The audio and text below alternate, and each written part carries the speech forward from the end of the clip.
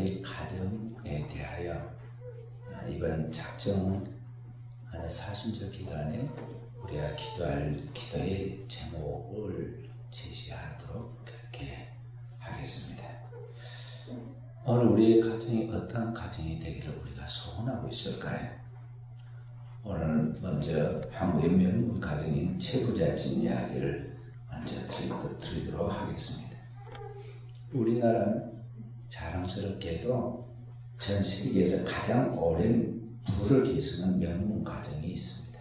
1584년부터 시작해서 1570년까지 무려 400여 년에 걸쳐서 12대에 이어서 만석군이라 불리는 부자의 가정인데요. 역사의 통계에 의하면 가장 오랜 부자의 부를 가문에 계승한 그러한 가정입니다. 우리나라 다음으로 두 번째로 이에 오른 나라가 이탈리아 명문 가문이라 불리는 이 메디치 가문인데요. 15세기 피렌체 공화국의 학문과 예술을 후원해서 르네상스 시대를 열게 만든 가문입니다. 이 가문에서 교황이 2명이 나오고 피렌체 공화국의 실질적인 통치자들이 많이 배출되어서 368년 동안 부와 명예를 가지고 지켜온 가문이에요. 그래서 이탈리아 가면 이 피렌체 가문 이야기가 꼭 나오고 그쪽 지역에 여행을 가게 하는 것을 볼 수가 있어요. 그런데 세계 제1위에 오른 우리나라의 가문의 집을 최부잣집이라고 해요. 최진입이라는 사람이 시조입니다. 그러니까 최씨 집안 중에서 이 새로운 파가 형성된 이 최진입으로부터 새로운 파가 시작되는 거죠. 이 최진입이라는 사람은 임진왜란 때, 우리나라가 임진왜란이 일어났던 그때 1580년대 그때 이제 왜군을 상대로 목숨을 걸고 싸워서 나라를 지킨 그런 명성을 갖게 되죠. 또다시 일본이 침략해서 청미제란이 일어났는데 그때는 전라수군 절도사로 참전했다가 거기에서 장렬하게 전사하게 되죠. 그래서 그렇게 국가를 위하여 목숨을 바친 이 최진립이라는 이 사람을 이제 공신으로 추대하고 그에게 토지를 불화해 주었는데 그것을 기반으로 해서 그 집안의 부가 형성됩니다. 최부자의 가문은 400년 동안 9대에 걸쳐서 이 진사가 나오고 이 국가에 진출하는 계급이죠. 진사 계급을 배출했고 12대에 걸쳐서 만석군 부자로서 백을 이어가게 만듭니다. 그게 그냥 된 것이 아니라 이렇게 400년 동안 그 가정이 부를 계승할 수 있었던 것은 그 집안에 엄한 가풍이 있었어요. 이 가풍이 뭐냐면 육현이라는 것인데요. 6가지 꼭 그렇게 하라는 것도 하고 6가지 행동하라 행동지천입니다. 첫째는 자처 초연하라 그랬습니다. 그러니까 스스로 초연하게 지내고, 둘째는 대인 애연하라 그랬어요. 남에게 대해서는 온화하게 대하라. 셋째는 무사증연하라. 일이 없을 때는 마음을 맑게 하고, 넷째는 유사가면하라. 일을 당했을 때 용감하게 대처하고, 다섯째는 득의다면하라. 성공했을 때는 담담하게 행동하고, 여섯째로 실의태연하라. 그러니까 실의에 빠졌을 때는 태연하게 행동하라는 것이죠. 그렇게 자손들에게 끊임없이 가르치고 실천하도록 그렇게 했어요.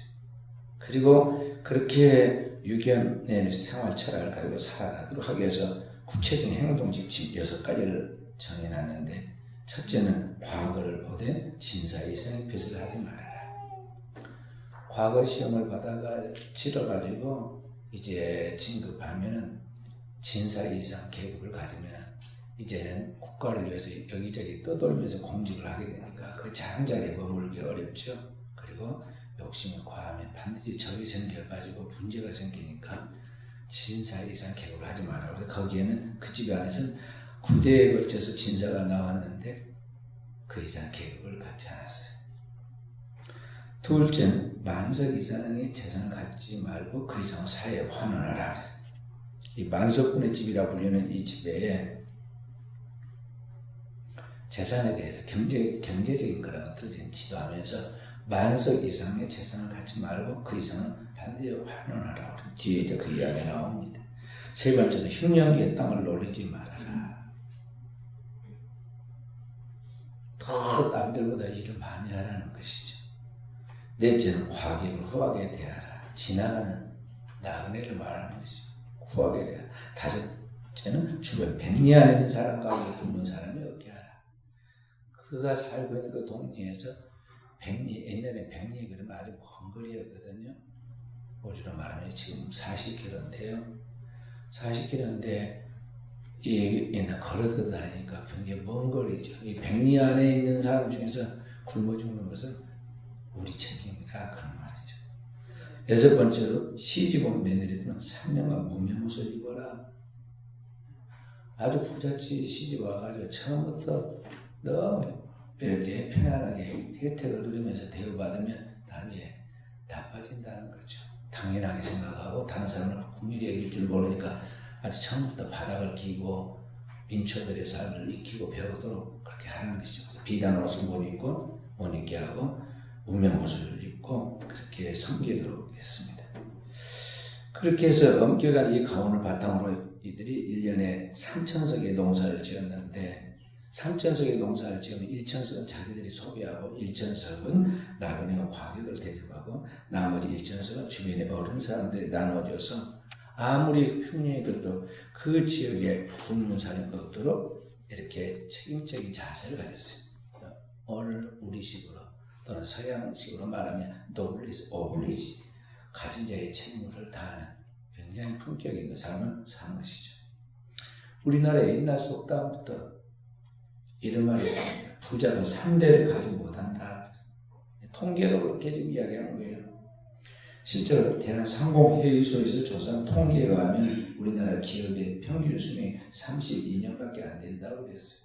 그런데 이 최부자집은 12대에 걸쳐서 400년 동안 부를 이어갔으니까 대단한 거죠. 여기 최부자집의 12대 마지막 부자인 최준이라는 사람은 그 사람에서 이제 다 정리가 됐는데 자기의 사촌 처남 박상진이가 독립운동가였어요. 그래서 이 박상진에게 독립운동 자금을 대주다가 일본 경찰에 붙잡혀가지고 엄청난 고문을 받고 벌금으로 3만석을 내게 돼요.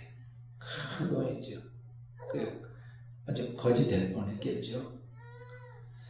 그렇게 되고 이제 거의 얼마 안 남았는데 마지막 재산을 어디다 헌신할까 생각하다가 다음 세대를 위하여 우리나라 교육 사업에 헌납하기를 하고 경상도에서 가장 큰 도시 이 대구의 물리과대학을 설립하도록 하는데 1967년에 대구대학교로 성장한 나중에 영남대학교가 된 그 전신이죠.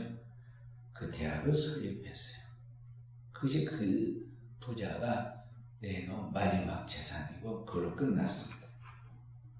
지금도 경상북도의 경주에 가면 경주시 교촌 안길에 국가민속문화 제27호로 지정되어 가지고 이 집 최부자집이 89건의 한옥집이 있어서 두고두고 우리나라뿐만 아니라 세계에 자랑할 수 있는 존경받는 이 최부자의 삶의 철학과 아름다운 가문의 전통을 소개하죠. 오늘 이 아침에 우리 산 성도 여러분 가져가 어떤 가문의 가정을 이루고 싶어 합니까? 하나님을 믿는 그리스도인으로서 우리는 이 땅에서뿐만 아니라 하늘에까지 그리스도의 구속을 이어받은 믿음의 명문 가정을 이루도록 우리가 기도해야겠습니다. 어떻게 이와 같은 명문 가정을 이룰 수 있는가? 오늘 하나님의 말씀, 믿음의 조상 아브라함의 가정의 이야기가 우리에게 그 답을 제시해 줍니다. 오늘 이 본문의 말씀, 믿음의 종 아브라함이 나옵니다. 아브라함이 100세에 얻은 아들 이삭, 하나님이 아브라함에게 그 아들 이삭을 낳기까지 많은 신앙의 연단과 과정을 통해서 믿음을 발전시키죠. 무예수를 창조하신 하나님을 경험하게 하여 100세가 된 아브라함이 독자 이삭을 낳습니다. 그리고 그 이삭을 하나님의 제단에 모리아산에서 하나님의 재단에 바치는 경험을 통해서 죽은 자를 살려내시는 하나님, 부활의 하나님을 경험한 아브라함 믿음으로 엄청나게 커졌죠. 영적 성장을 이루고 갑니다. 그러나 그도 세월을 이기지 못하고 이제 나이가 들어서 도시에요. 그 남은 때가 얼마 없다는 것을 알게 되었을 때 그 아들 이삭에게 배필된 그런 이제 사람을 찾아가지고 결혼을 시킬 준비를 합니다. 자기는 너무 늙어서 여행을 할 수 없으므로 그 집에서 가장 경건하고 총명하고 그리고 경륜이 있는 종, 어쩌면 이삭이 태어나지 않았으면 그를 그의 상속자로 후계자로 삼으려고 했던 이 종 엘리에셀을 불러놓고 맹세를 시킵니다. 허벅지에 손을 얻게 하고 맹세를 시킵니다.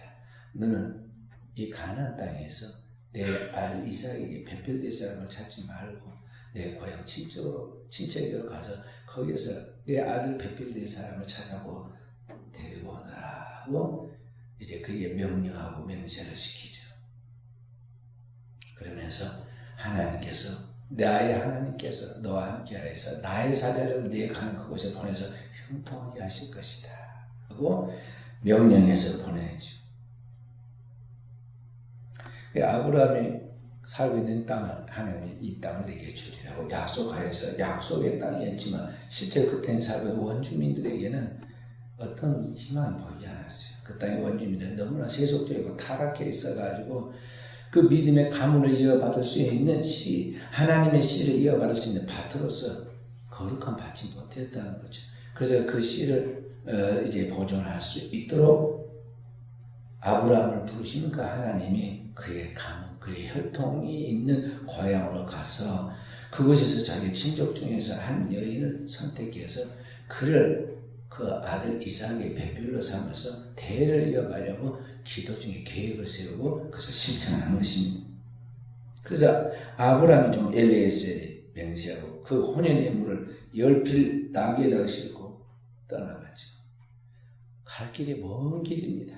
가나안에서 이 아브라함의 고향은 메소포타미아 문명의 발상지인 갈대아 우르인데 그곳까지 지금 여행을 가야만 합니다. 오늘날과 같이 국제법이 발달하고 교통이나 치안이 발달한 것이 아닙니다. 그때는 온갖 강도와 도적이 출몰하는 그런 시대인데 온갖 보물을 다 가지고 그 길을 여행하고 돌아온다는 것은 거의 불가능한 이야기인데 아브라함이 좀 엘리에셀이 아브라함에게 명세하고 그 사명을 띠고 거기에 가죠. 그때부터 이제 24장을 좀 읽어보면요. 정말 드라마 같은 아주 흥미로운 이야기가 펼쳐집니다. 앞쪽에서 이야기하면 이제 그 종이 어디로 어떻게 가야지 정확히 모르는 초행길인데 그 길을 기도하고 떠나갑니다. 그래 떠나가는데 하나님이 그 종을 아브라함의 고향 그리고 아브라함의 친동생 나홀에 살고 있는 동네 나홀의 성으로 도달하도록 인도하시죠. 이 나홀은 누구냐 하면은 아브라함의 셋째 동생입니다. 아브라함의 아버지가 데라 있죠. 창세기 12장 전에 11장에 보면 그 나옵니다. 11장 마지막에 보면은 아브라함 아버지 데라가 세 아들을 낳았는데 아브라함, 하란 그리고 여기 나홀입니다. 그 나홀이 마지막 동생인데 그 나홀의 가정에 도달했어요. 나홀이 살고 있는 그 동네에 가가지고 거기에서 이제 리브가를 만나는 것이죠. 이삭의 아내가 나중에 리브가가 됐죠. 우물가에 나귀를 딱 올려놓고 종이 기도를 합니다. 아무도 없는 동네 어귀에 있는 이 우물가에 도달한 이 종 엘리에셀이 하나님께 기도합니다. 하나님, 내가 어떻게 이 동네 사람들 다 뒤져가지고 아브라함의 며느리 될 이삭의 배필될 처자를 찾아내겠습니까? 그러니 하나님 나를 순전하게 만나게 해주십시오. 여기 우물에는 여인들이 물을 길러 오는데 물 길러 오는 그런 처자 중에 내가 물을 좀 달라고 하면 나에게 기쁘게 줄 뿐만 아니라 여기 있는 10필 나귀에도 가르치지도 않아도 스스로 물을 떠다가 이렇게 먹이는 처자가 있으며 그가 하나님의 선택한 여인으로 알겠습니다. 그 기도를 끝나기도 전에 아멘 하기도 전에 뭐가 뽀스럭뽀스럭 소리 나더니 눈을 떠보니까 아주 순결한 남자를 가까이 하지 아니하는 것처럼 보이는 아가씨가 하나 딱 와 거기서 물을 기를 준비를 합니다. 그래서 가만히 지켜봅니다. 늙은 종 엘리에셀이 지켜봅니다. 물을 떠가지고 이제 가려고 하는데 내게 물을 한 그릇 달라고 요청하죠. 그러자 물동이를 아주 급하게 내려놓고 이분이 아직 물을 안 마셨구나 이제 그때서 깨달은 거죠. 그럼 물을 떠갖고 드리면서 당신의 나귀에게도 내가 물을 길러서 드리겠습니다. 시키지도 않은 일을 합니다. 그러면 한 마리도 아니고 여기 열 마리의 나귀에게 사람마다 또 나귀는 물을 얼마나 많이 먹습니까? 나귀의 등 위에 혹이 2개씩 달려있는데요. 그게 전부 다 물통이거든요. 물 많이 먹습니다. 그 물 계속 떠가지고 이 나귀를 다 배불리 먹게 하죠. 그걸 가만히 지켜보고 이제 하나님 응답하셨다고 생각하고 그 엘리에셀이 하나님께 감사하고 기도하죠. 뒤로 쭉 읽어보면 거기에 기도했던 이야기들. 그럼 26절에 이에 그 사람은 머리를 숙여 어깨 경배하고 하나님 앞에 경배. 그래서 이제 이야기를 합니다. 내가 이 동네 지금 처음 왔는데 혹시 너희 집에 들어가서 오늘 하룻밤 지낼 수 있겠느냐 하고 물어봅니다. 그랬더니 이 소녀가 뭐라고 하냐면 나는 나홀이 낳은 부디엘의 아들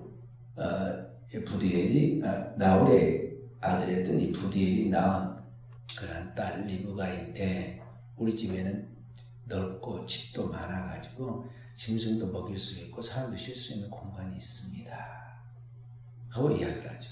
왜 가문 이야기를 하냐면 외국에서 이렇게 오는 여행객들이 만약에 자기가 어떤 믿을 수 없는 집으로 들어가면 거기에서 강탈을 당하거나 생명의 위협을 받을 수 있기 때문에 우리 집이 명문가로서 그리고 믿을 만한 집이라는 걸 좀 알려주는 거죠. 자기 신분과 함께 가문을 알려주는 거예요. 그렇게 해서 그 집에 들어가죠. 알고 보니 자기 주인의 동생의 집이고 동생 집에 지금 여기는 누구냐면 손녀란 말이에요. 작은 집 손녀. 그러니까 나홀은 아브라함의 동생이죠. 나홀이 낳은 아들이 부디엘이고 부디엘이 딸이 여기 리브가니까 리브가 라반이니까 손녀다. 손녀. 하나님이 그렇게 인도하셨어요. 그래서 이제 거기에 보면은 지금 들어가서 저녁밥을 차려주니까 먹기 전에 이야기합니다. 내가 지금 사명을 감당하러 왔는데 밥 먹을 수가 없습니다. 이 사명을 먼저 감당해야 하겠습니다. 나는 나의 주인의 명령 감당하러 왔는데 내 주인이 하나님의 축복을 받아 거부가 되었고 그가 5년에 낳은 귀한 아들이 하나 있는데 이 이삭이라는 아들입니다. 이 이삭이 나에게 쳐서 이제 결혼시켜야겠는데 내 주인이 말하기를 너는 가나안 땅에서 배필될 처자를 데려오지 말고 내 고향 친주에게 가서 경건한 처녀를 데려다가 여기 데리고 와서 내 아들의 배필이 되게 하라고 명령했는데 내가 이렇게 기도했더니 하나님 응답으로 오늘 리브가를 만나게 했고 리브가가 내 기도한 대로 지혜롭게 했습니다. 그래서 하나님 선택한 사람으로 지금 제가 믿고 있는데 어떻게 하시겠습니까? 물어보니까 그 아버지와 그 오빠가 하나님이 결정하신 일을 우리가 어떻게 갖다 하겠습니까? 하고 응답을 해줍니다. 그렇게 하라는 것이죠. 그때서야 밥을 먹고 이제 저녁을 보냅니다. 아침 일찍 이 종이 일어나자마자 돌아간다고 이야기합니다. 혼자 돌아간 것이 아니라 리브가를 데리고 떠나가겠다고 하죠. 얼마나 정체병력이었을까요? 그 집안에서. 아니 어제 온 사람이 오늘 그냥 가는 것이 아니라 자기 집에 하나밖에 없는 귀한 딸을 지금 데리고 간다고 하니까 너무 당황이 되고 아니 우리 딸을 보름이나 적어도 열흘이나 우리가 함께 있게 하고 데려가면 좋겠다고 그러니까 아닙니다. 내 주인이 지금 눈이 빠져라 기다리고 있는데 내 떠나온 길이 너무 오래돼서 빨리 지금 가야겠습니다. 왜 그랬을까요?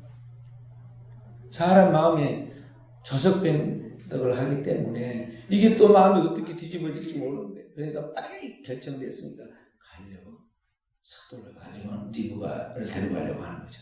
굉장히 지혜로운 종이에요. 그래서 당황이 돼가지고 아버지와 그 오라버니가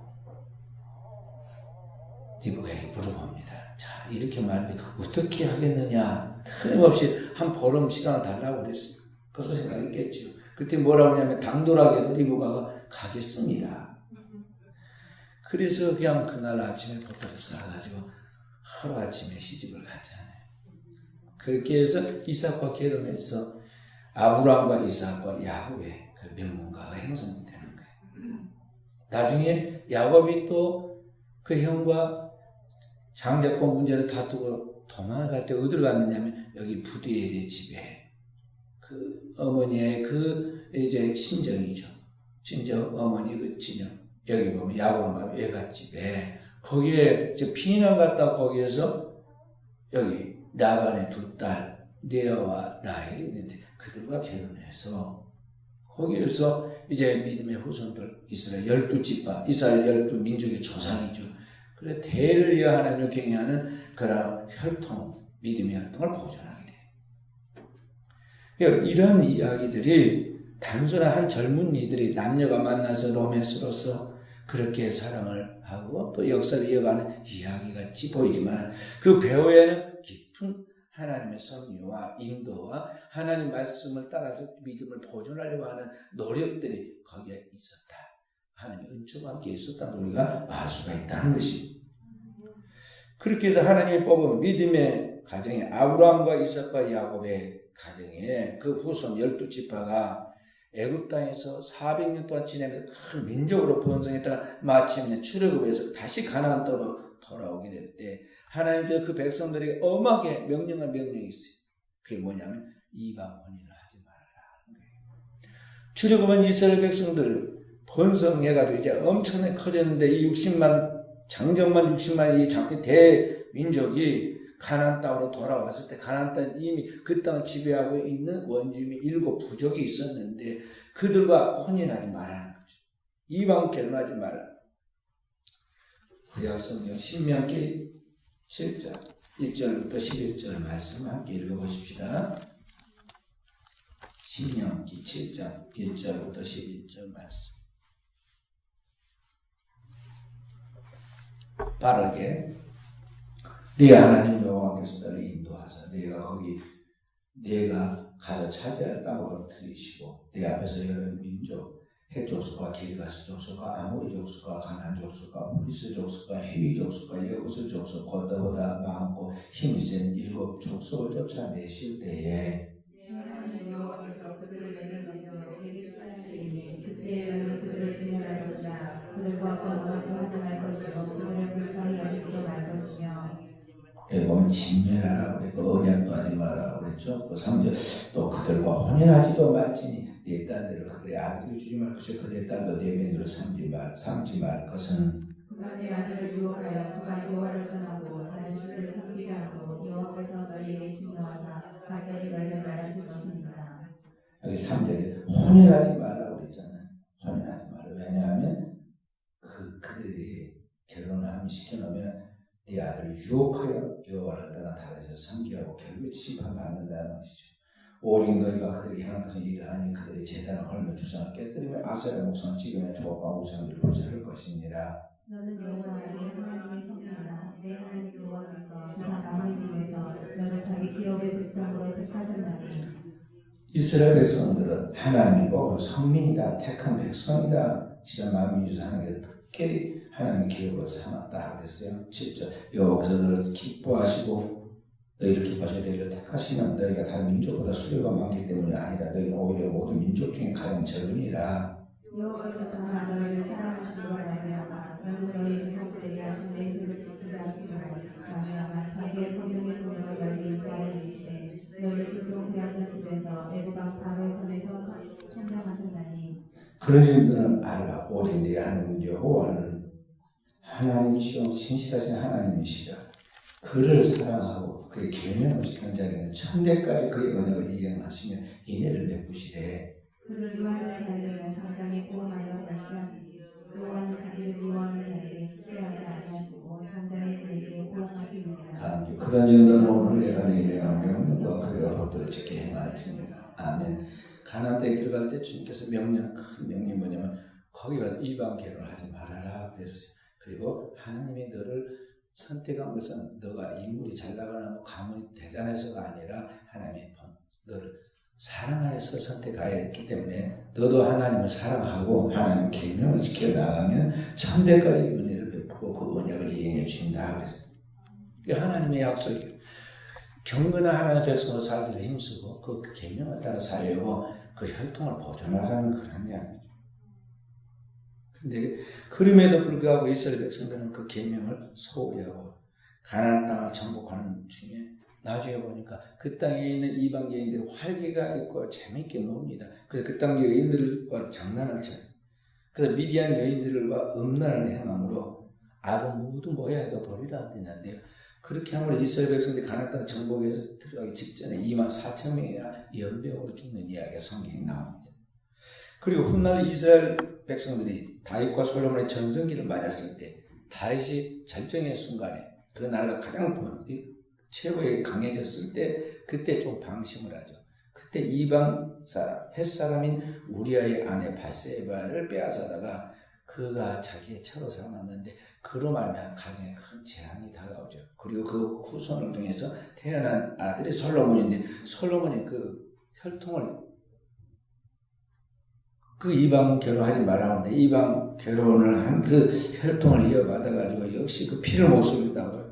여기 솔로몬 이방 여인들과 혼인을 합니다. 보통 하는 게 아니에요. 엄청나게 많은 그런 여인들을 불러들이죠. 열왕기상 한번 또 보십시다. 열왕기상 11장 1절부터 11장 1절부터 솔로몬 왕이 바로의 가루에 이방의 많은 여인을 사랑하였으니 곧 모압과 암몬과 에돔과 시돈과 헨 여인이라. 여호와께서 이제 이 백성에게 하여 이스라엘 자손에게 말씀하시기를 너희는 그들과 성혼하지 말며 그들도 너희와 성혼하게 하지 마라. 그들이 반드시 너희의 마음을 돌려 그들의 뜻을 따르게 하리라 하셨으나 솔로몬이 그들을 사랑하였다. 왕 후궁이 700여 차비 300명이라 그의 여인들이 왕의 마음을 돌아서게 하였더라. 솔로몬이 나가 아닐 때 그의 여인들이 그의 마음을 돌려 다른 신들을 따르게 하였으므로 왕의 마음이 그의 아버지 다윗의 마음과 같지 아니하여 그의 하나님 여호와 앞에 온전하지 못하였으니 이는 시돈 사람이 여신 아스타를 따르고 암몬 사람이 가장 일곱을 따릅니다. 솔로몬이 여호와의 문 앞에서 아내를 가여 그의 아버지 다윗이 여호와를 온전히 따르지 따르지 아니하고 모압의 가증한 그것을 위하여 예루살렘 앞 산에 산당을 지었고 또 암몬 자손의 가증한 몰록을 위하여 그와 같이 하였으며 그가 또 그의 이방 여인들을 위하여 다 그와 같은지라 그들이 자기의 신들에게 분양하며 제사하였더라. 솔로몬의 마음을 돌려 이스라엘의 하나님 여호와를 떠남으로 여호와께서 그에게 진노하시니라. 여호와께서 일찍이 두 번이나 그에게 나타나시고 이 일에 대하여 명하사가 자신까지 나가셨으나 그가 여호와의 명령을 지키지 않았으므로 여호와께서 솔로몬에게 말씀하시되 내게 이런 일이 있었고 또 내가 내 언약과 내가 내게 명령한 법도를 지키지 아니하였으니 내가 반드시 이 날을 내게서 빼앗아 내 신하에게 주리라. 나는 내 아버지 다윗을 위하여 내 세대는 이 일을 행하지 아니하고 내 아들의 손에서 빼앗으려니와 오직 내가 이 날을 다 빼앗지 아니하고 내 종 다윗과 내가 택한 예루살렘 위하여 한 지파를 내 아들에게 주리라 하셨더라. 아멘. 여기 솔로몬이 이방 여인들과 통혼하지 마라 하는 말씀을 소홀히 여깁니다. 그는 똑똑하다 보니까 말이죠. 아주 지혜롭게 다윗의 모든 전쟁의 업적들을 그가 이제 누리면서 나라를 번영케 하고 부욕케 하죠. 그래서 이 돈이 얼마나 넘쳐났든지 은이 길거리에 돌멩이 와갖고 그리고 백향목이 제일 비싼 나무인데 백향목이 길거리에 뽕나무처럼 흔하게 되었다 그랬어요. 최고의 성전과 왕궁을 건설하고 천하 사람들이 부러워하고 그걸 구경하러 왔는데 그렇게 오는 그들이 이제 솔로몬과 사돈관계를 맺으려고 정략적 결혼을 시키죠. 그 당대 세계 초강대국인 애굽의 왕이 그의 딸 바로의 딸 공주를 시집 보내는 것부터 시작해서 다 보낸데 본처가 700명이고 후처는 첩이 300명이라고 했어요. 이게 얼마나 많은 거예요.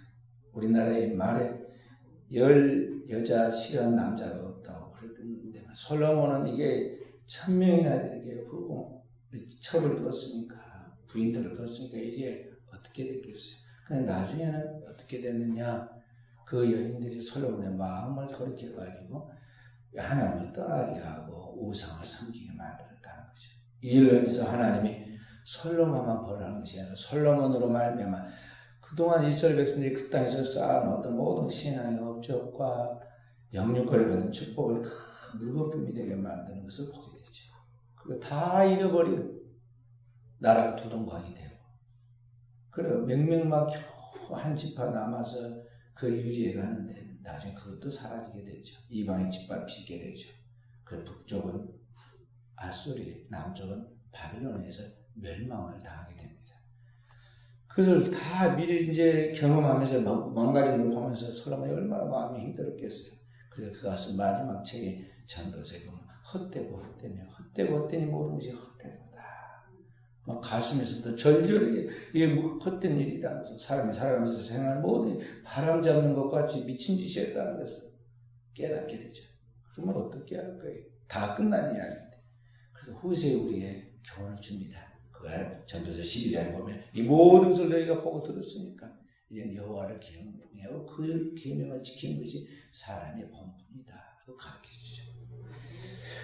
오늘 우리는 이런 인간의 죄악성과 어리석음에도 불구하고 그래도 믿음으로 살려고 그 신앙의 거룩함을 유지하고 하는 뜻대로 그 계명을 따라 지키려고 하는 그 혈통들을 하나님께 구별하고 또 구별하고 지켜줍니다.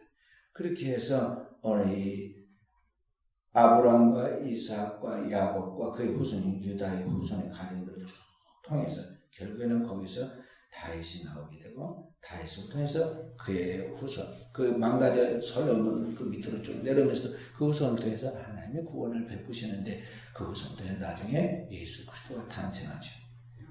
마태복음 1장 1절부터 16절에 보면은 아브라함과 다윗의 자손 예수 그리스도의 세계라 하면서 어떻게 누가 이렇게 낳고 이렇게 낳고 있는데 거기 보면 인간의 그 죄악된 본성과 죄악된 행동에도 불구하고 하나님의 은총을 버리지 않고 그 백성을 구원하여 완전히 하나님의 구원의 거룩한 계보를 이루어가도록 만드신 것을 볼 수가 있어요.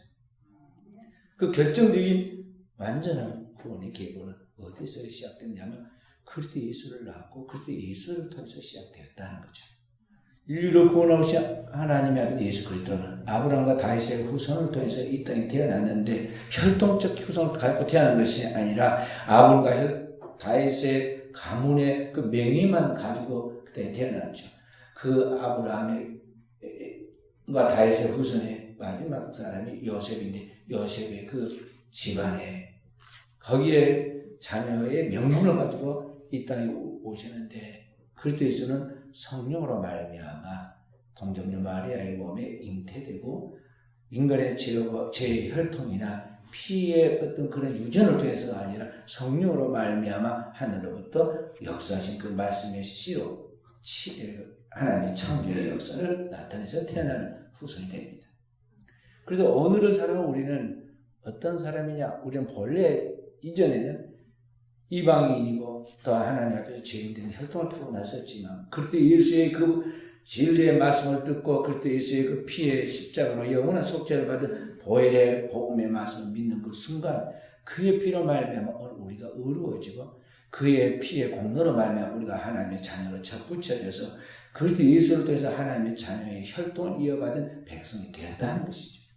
그것이 요한복음 1장 12절부터 13절의 말씀이에요. 영접하는 자고 그 이름을 믿는 자들이 하나님의 자녀가 되는 권세를 주셨는데 이는 혈통으로나 육정으로나 사람의 뜻으로 나지 않고 오직 하나님의 뜻으로 난 것이니라. 그래서 여러분과 저는 마치 그리스도 예수께서 동정녀 마리아의 몸에 성령으로 잉태된 것처럼 오늘 우리는 하나님의 말씀과 물과 그리고 성령으로 말미암아 거듭나서 그리스도 예수의 그 거룩한 계보인 구원의 족보에 들어간 하나님의 자녀가 되었다는 것이죠. 이것을 믿어야 해요. 그리고 이 거룩한 혈통을 이어받기 위하여 오늘 우리는 믿음의 조상 아브라함이 믿음으로 거룩하게 살려고 그러한 가문을 이어가려고 혈통을 이어가려고 노력한 같이 엄청난 신앙의 노력을 해야 한다는 것이죠. 아브라함이 그 메소포타미아 문명의 타락한 그런 데서 나오라고 하니까 나왔어요. 애굽으로 가지 아니하고 그 백성들 가나안 땅에 머물렀어요. 그의 후손들이 살기가 힘들어가지고 애굽으로 잠시 내려간 적도 있었지만 그 땅에 다시 나오라고 하니까 출애굽에 나와서 다시 가나안 땅에서 믿음의 거룩한 백성으로서 그 가문과 이 가풍을 이어갑니다. 그러므로 오늘의 사람 우리는 어떤 신앙과 삶으로 살아가고 있는 것일까요? 너무나 세속적이고 인본주의적이고 잘못된 가치관 속에서 되는 대로 살아갑니다. 그리스도인이 이거나 저거나 아무 생각 없이 좋으면 다 좋다 그렇게 살아가면 안 돼요. 분명한 신앙의 가치관이 성경을 통해서 있어야 하고 그 하나님의 말씀을 배워서 훈련된 대로 자녀들에게 그 믿음의 가르침을 전수해 줘야 돼요. 오늘 나의 가정, 오늘 우리의 가정은 과연 완전한 믿음에 서 있는 가정인가? 우리 성도를 생각해야 한다는 거죠. 오늘의 사회는 너무나 우리가 타락하는 사회가 되었습니다. 마귀는 오늘날 하나님의 그 깊은 것을 닮은 하나님의 모든 걸 닮은 가정을 파괴시키려고 해요. 아담의 가정을 파괴시켰듯이 오늘날 우리 현대 자녀들의 가정을 파괴시키려고 한단 말이에요. 그렇기 때문에 오늘에서는 우리가 이 가정을 생명을 걸고 지켜야 돼요. 성부, 성자, 성령 삼일체 하나님께서 한 분이듯이 남편과 아내가 연합하여 한 몸을 이루는 이 신비를 지켜야 한다는 거죠. 육체만이 아니라 영적으로, 정신적으로, 육체적으로 총체적인 하나됨을 이루어서 그 거룩함과 경건함을 갖고 나아가도록 가정을 지켜야 하는 것이죠. 오늘날 마귀는 어떻게든 인간을 타락시키려고 이 하나님의 창조 세계의 기초에 있는 가정을 파괴시키고 교란시키고 타락시키고 오염시킵니다. 현대 시대의 문명과 문화가 극도로 발달되어가지고 인터넷의 개방과 그런 모든 문화의 발달을 통해서 인간이 누릴 수 있는 모든 육체적이고 정욕적인 것들을 다 경험할 수 있도록 역사를 하고 있어요. 우리나라는 문명이 많이 발달하고 또 여러 가지가 많이 살기가 편리해지니까 말이죠. 그 결과가 뭐냐면 극도의 타락한 현상이 되고 있어요. 제가 교도소 선교를 하고 있는데 저희 총회 교정교육자에서 지난주 월요일날 대전에서 그 전국 교도소를 지도하는 목회자들을 모아놓고 거기에 대한 교정 워크숍을 했어요. 세미나를 했다는 거죠.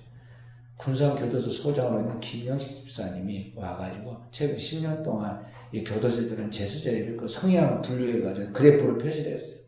제일 많이 막 급증하고 있는 게 뭐냐면 우리나라에 이 성범죄자들이 교도소에 많이 잡혀 들어와요.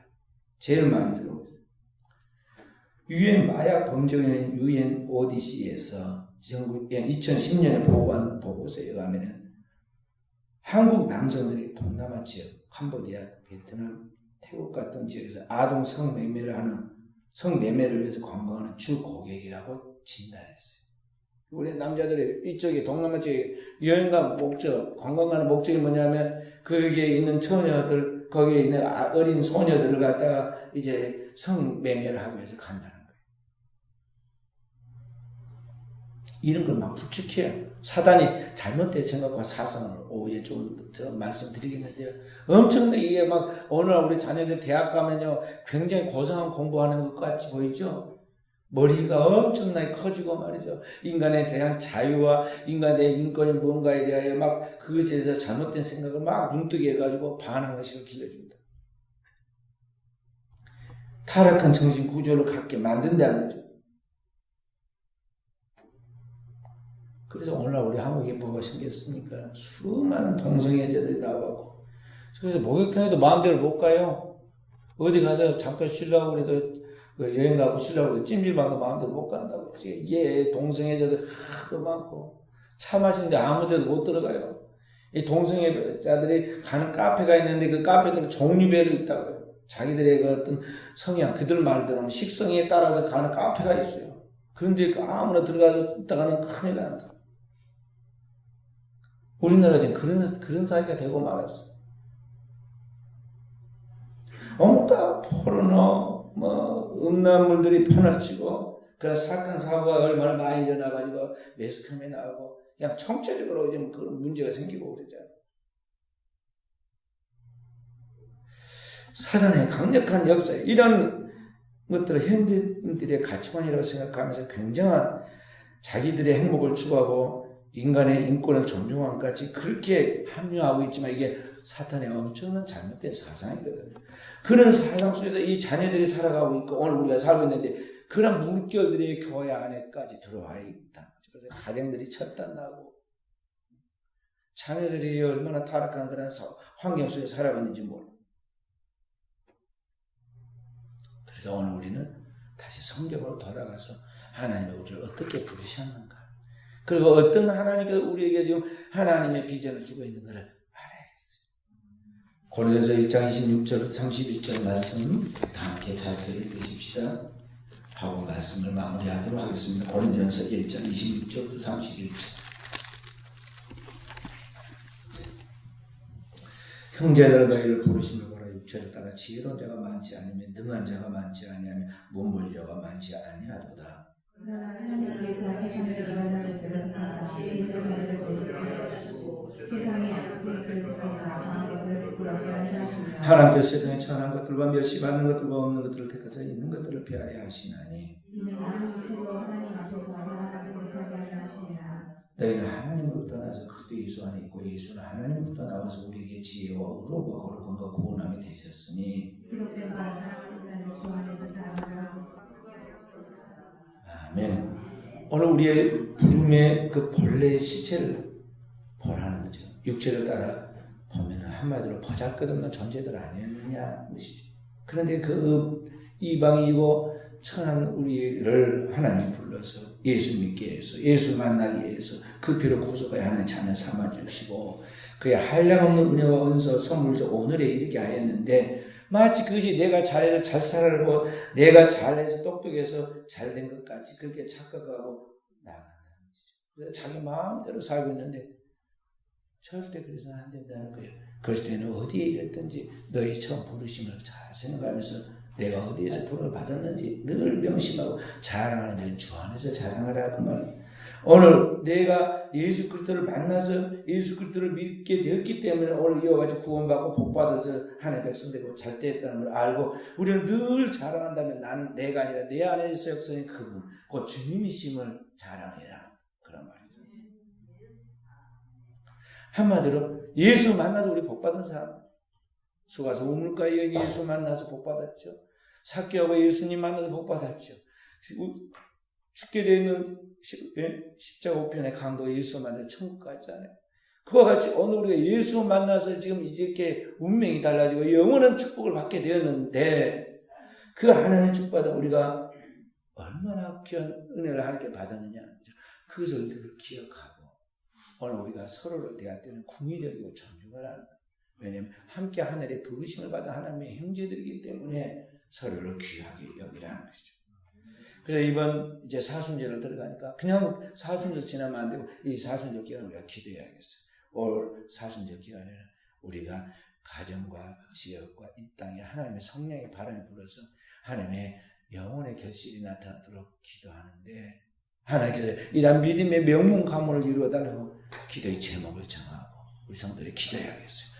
또 우리가 전도한 영혼들마다 다 중간에 도태되지 않고 끝까지 열매 맺어서 하나님 나라의 곳간에 풍성한 열매를 맺을 수 있도록 한 영혼 한 영혼을 천하보다 귀하게 여기고 그 영혼을 얻고 충고하고 기도해야겠어요.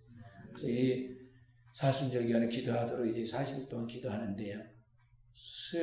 화요일부터 기도입니다. 12일부터 부활절 아침 4월 20일까지. 근다고 해서 딱 화요일부터 나오려면 안 돼요. 달리기 할 때도 손, 발을 막 이거 풀어가지고 워밍업 하고 달려야지 갑자기 달리면은 막 다리에 힘줄이 끊어지고 그런다. 그러니까 내일부터 나와라 이 말이에요. 하루 전에 나와서 몸 좀 풀고 그 다음에 화요일부터 작정을 들어가야지. 기도할 때 그냥 기도하지 말고요. 기도의 제목을 딱 정해서 저 1층에 기도의 제목 꼽아놓으세요. 딱 꼽아놓으십시오.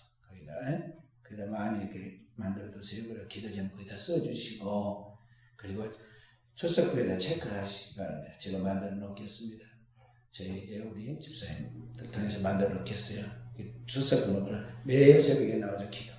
행위가 그날 새벽에 혹 빠지면요 낮에 나와서 보충하든지 정리해서 보충하든지 기도를 해야 해서 이 사순절 기간은 기도하라는 그 기간이에요. 기도하라. 부활절을 맞기 전 40일 동안 우리가 주님의 십자가의 보혈을 생각하면서 구원을 생각하면서 기도하는 것입니다. 이 기도에서 하나님이 우리를 통해서 일하시는 가정을 살리는 오늘 이 지역 우리 백성들을 통해서 이 지역을 살리는 하나님의 놀라운 은총을 경험할 수 있기를 주의 이름으로 축원드립니다. 오늘 하나님 말씀 들고 통성으로 간절히 기도하십시다. 주님 오늘도 주의 종을 영안을 열어주시고 우리의 미래 우리의 자손 만대하는 게 축복하신 그 축복에 거룩한 믿음의 혈통을 보존하도록 그리스도의 예수 피로 구원받아 하나님의 백성답게 서가게 해주십시오. 믿음의 명문가를 이루게 해주십시오. 통성으로 기도하십시다. 주여 주여 주여 아버지 오늘도 우리 사랑 종들 기도하고 우리 하나님께서 우리 사랑 종들에게 거룩한 믿음을 주셨습니다. 그 그리스도의 피로 구원받아 하나님의 자녀로서의 믿음의 거룩한 가문을 이루게 하여 주시고 믿음의 명문가를 이루어 자손 만대 주께서 말씀하신 천대까지 이르는 그리스도의 그 증인으로서 그의 역할을 감당하고 그 사명을 감당하여 축복받는 종들이 되도록 역사하옵소서. 아버지 땅에서만이 아니라 하늘에 이르기까지 믿음의 명문가를 이루도록 성령이여 주의 종들을 받아주시고 주의 종들을 축복해 주시고 주의 종들을 통하여 역사하옵소서. 우리 순천우리께 사랑하는 종들을 하나님 앞에서 깨어있게 하여 주시고 주님과 함께 동행하는 승리자들 되게 하옵소서. 주님 육신에 끌려가지 않고 환경에 끌려가지 않게 하여 주시고 오늘도 하나님의 말씀으로 그 영으로 오늘 걷는 그 영으로 우리의 육신을 그리고 환경을 다스려가게 하여 주시고 주의 사랑 종들이 서 있는 그곳에 어둠에 벗겨지고 빛의 세계에 오듯이 하나님의 찬란한 영광이 임하도록 성령이여 도와주시고 주의 종들을 축복하옵소서. 믿음으로 말하고 선포하고마다 이루어지게 하여 주시고 주의 종들의 가는 곳곳마다 어둠에 벗겨지고 생명의 빛이 비치게 하여 주시고 무에서 이를 창조한 하나님의 창조의 능력과 죽은 자를 살려내시는 하나님의 구속의 부활의 역사가 주의 백성들에게 나타나도록 성령이여 주의 종들을 도우시고 아버지 함께 하옵소서. 오늘도 복된 주일을 맞아 주님의 제대에 나와 기도하오니 사랑하는 종들을 주여 불쌍히 여겨주셔서 은혜 위에 은혜를 주시고 성령이 주의 종들을 어루만지시고 주의 백성을 치유하사 오늘도 도우시는 하나님을 경험하게 하옵소서. 막혀있는 모든 장벽이 무너지게 해주시고 주의 백성들의 삶의 가정의 환경에 닫혀있는 문이 열리게 해주시고 고통받는 모든 문제들이 주님의 함께 하시고 인도하시고 치유하시고 체험되게 아버지 치유되게 하사 오늘도 주의 백성들이 날마다 승리하게 하시는 하나님을 경험하여 주님을 찬양하며 영광 돌리게 성령이여 도우소서. 주의 사랑 종들을 도우시고 그 머리를 주의 안수하여 주시고 주의 백성들에게 빛을 비춰주시고 주의 백성 일하는 하나님의 영광의 경험을 체험하여 상쾌케 하시는 유쾌하게 만드시는 우리 하나님을 경험하도록 주의 종들을 축복하옵소서. 주의 종들 가는 곳곳마다 살리는 역사 살아나는 역사가 있게 하여 주시고 병든 자 낫게 하여 주시고 앉은 배에 일어나게 하시고 죽은 자 살아나게 하옵시고 알코올 중독자 중단이 되게 하여 주시고 오늘도 고통받은 영혼들이 해결돼서 새 생명 새로운 길을 걸어가도록 믿음의 거룩한 보존을 통해서 하나님의 영광을 드리도록 성령이여 도우시고 주의 종들을 축복하옵소서. 구주 예수님 이름으로 기도합니다. 머리에 가슴에 손을 얹고 기도합니다. 살아계신 아버지 오늘도 우리 사랑하는 종들 거룩한 주일을 맞아 하나님께 기도하오니 주의 종들에게 그 영원한 하나님의 말씀이 심령 깊은 것이 옥토에 떨어진 씨앗처럼 잘 뿌리 내리게 하사 30배, 60배, 100배 창조적인 결실을 맺게 하옵소서. 주의 종들의 가정과 그리고 모든 환경이 통치받아 하나님의 말씀 속에서 지배받게 해주시고 성령의 역사하시고 도우심을 통해서 하나님의 놀라운 은총이 따르게 하시고 주의 백성들이 그 거룩함과 경건함의 믿음의 축복들이 자손 대대를 이어 하나님의 영광 돌리도록 축복하옵소서. 주님 말씀하시길 하나님을 경외하고 주님을 사랑하는 자에게 자손 천대까지 이르러 하나님의 축복을 준다 약속하였어요. 영원한 하나님의 축복이 땅에서뿐만 아니라 하늘에까지 기업이 상속되게 하여 주시고 주의 백성들 각 곳곳마다 살리는 살아나는 역사가 따르게 하옵소서. 모든 말씀을 구주 예수님 이름으로 기도하옵나이다. 아멘.